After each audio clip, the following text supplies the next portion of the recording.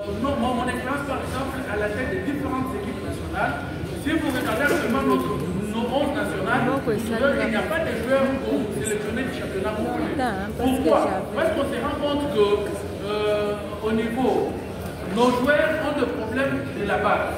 De la base, pourquoi? Parce qu'il y a d'abord un mauvais entretien. Au niveau de la base, ce qui fait à ce qu'ils aient de pathologie chronique, conséquence, on tombe un peu plus bas. Et là, on sait que quand même, étant parmi les précurseurs dans le domaine de la médecine de sport, c'est un devoir pour moi, ainsi que les autres 2 ou 3 années qui sont dans le domaine du sport, que nous puissions faire la promotion de cette médecine, parce qu'aujourd'hui, la RDC a plus de 30 fédérations, nous avons plus de 600 millions d'habitants, on a plus de 20 000 athlètes, c'est impossible. Je suis dans plusieurs équipes nationales, plusieurs ligues, et ça fait que parfois, on n'a même pas le temps pour ça parce qu'on doit s'occuper du pays, des pauvres du pays, pas pour la sportivité. C'est dans cette optique qu'on s'est dit, si aujourd'hui nous sommes ouverts à la formation des domaines, si aujourd'hui nous formons d'autres médecins qui sont intéressés par le domaine, il y a possibilité que tout soit au niveau des différentes équipes et ça pourra au moins nous désengorger. Nous sollicitons aussi l'appui,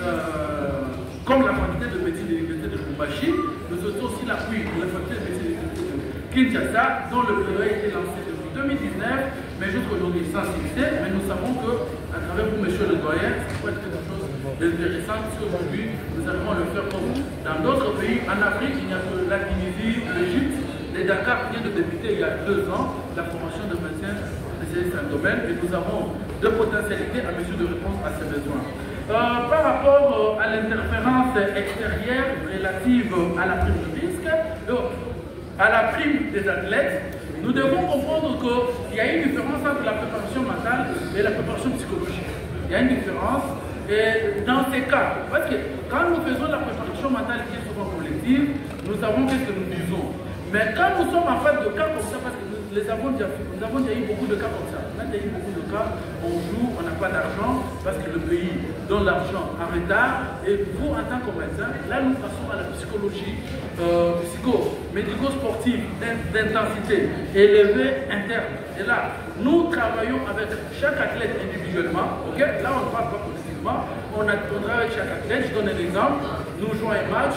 On a Chancel Beba, on a Moukani, on a même Merve Bopé, Madak et les autres. Nous voyons chacun. Regarde, je crois comme tu es là.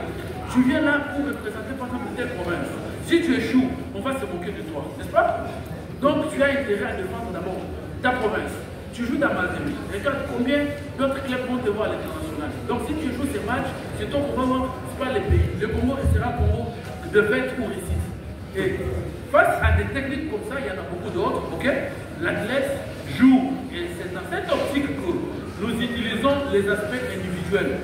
Parce que le football ou le sport, il y a la collectivité et les individualités qui comptent surtout sur le plan mental. Merci. Vous avez été très fort, nous différents Merci.